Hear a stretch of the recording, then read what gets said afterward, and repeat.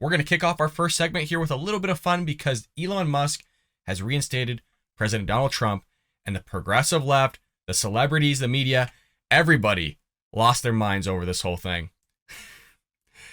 Leftist rage Saturday evening after Twitter CEO Elon Musk reinstated former President Donald Trump. I'm back, bitches. Despite Trump repeatedly stating that he would not use the platform again, which makes sense because he pushed out their Truth Social. He has a massive stake in Truth Social. So a competitor hopping over to another competitor's social media platform just doesn't make sense. The announcement from Musk comes after more than 15 million people voted in a non-scientific poll that he posted to his Twitter account asking if Trump should be reinstated. I just love that the article has to put in there non-scientific poll. Look, it's for fun. The guy was going to reinstate him anyways. He threw out a poll to have a little bit of fun on Twitter, to get people all anxious and have the progressive left have their anxiety going through the roof. Don't know what to do. Their heads are spinning. They're out there going, oh no, making sure that they're voting on this thing that it isn't reinstated. So you got to have some fun with it. A lot of people are saying a lot of bots took to the polls, and I think Elon Musk agrees with that. And he even kind of mentioned that he's going to look into different ways of presenting how to do polls on Twitter because of this whole ordeal. But there's some notable responses that I want to go over from the left, okay? You guys ready? It's the whole reason why we're doing this segment, to have a little fun and a nice little laugh early in the morning. Jonathan Greenblatt from ADL, quote, for Elon Musk to allow Donald Trump back on Twitter, ostensibly, after a brief poll, shows he is not remotely serious about safeguarding the platform from hate, harassment, and misinformation.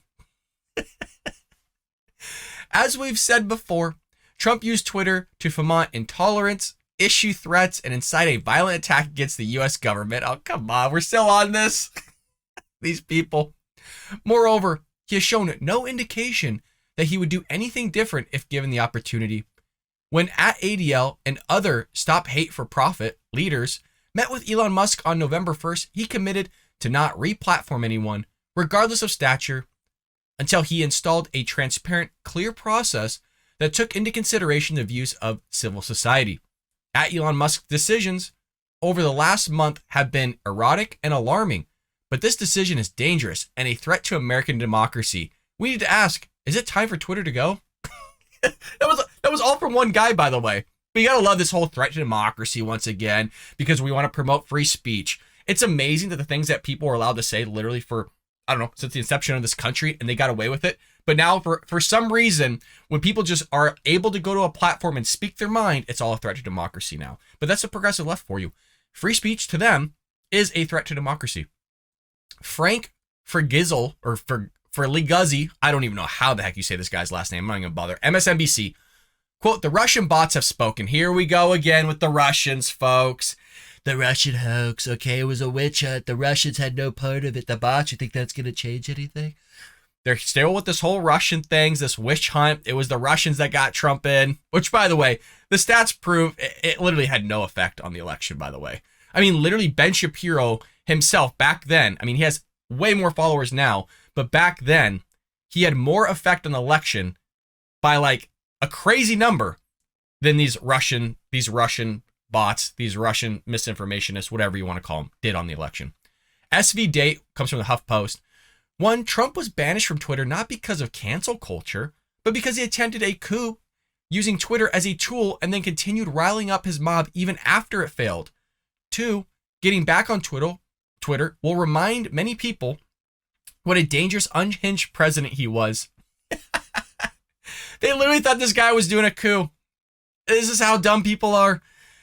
The stuff that's gone out about January 6th and what people actually believe in is truly mind-boggling. And I always think it's interesting that the progressive left will call the right conspiracy theorists, a threat to democracy, all these other things. But they never look at themselves as if there's no mirror in their entire life for them to analyze themselves and look at their beliefs and the things that they say in terms of things that they say aren't true and a conspiracy theorist within itself because it isn't true, and they keep peddling those very conspiracy theorists. Eric Weinstein, this is such BS. I'm sorry, but you lost me here. Are all major decisions going to be Twitter polls? Ever face the voice of the people as a mob? Is a mob God? Come on. You wanted to reinstate him, so you did. Simple. I mean, again, I personally think he just did the poll to have fun. I mean, it's Elon Musk. He does a lot of trolling. He appreciates a good troll, and as do I. So I think he was going to reinstate him regardless of what happened, but everybody's going to lose their ish over all of this. You have the NAACP. Oh, wait for this one. In Elon Musk's Twitter sphere, you can incite an insurrection at the U.S. Capitol, which led to the deaths of multiple people. Nobody died at the Capitol, by the way. I mean, as a result of the riot, one person did get shot, but usually they make this in conjunction with the Capitol police officers, and they say, well, multiple Capitol police officers died. This is the type of stuff they'll push here. And still be allowed to spew hate speech and violent conspiracies on his platform. You gotta love it. There you go, the conspiracies again. Any advertiser still funding Twitter should immediately pause all advertising. If Elon Musk continues to run Twitter like this, using garbage polls that do not represent the American people and the needs of our democracy, God help us. The left talking about polls that don't represent the American people. Oh, baby, is that just rich? Calling the kettle black, huh? Guys, this is fun.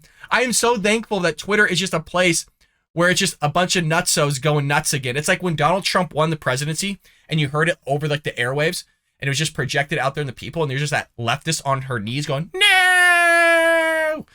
This is what it is all over again. Scott Dorkin, at Real Donald Trump belongs in prison, not on Twitter. This is BS. So, when news broke back in April that Musk was going to buy Twitter and take the company private, Trump responded saying that he would not return to the platform. Here's the quote that he said.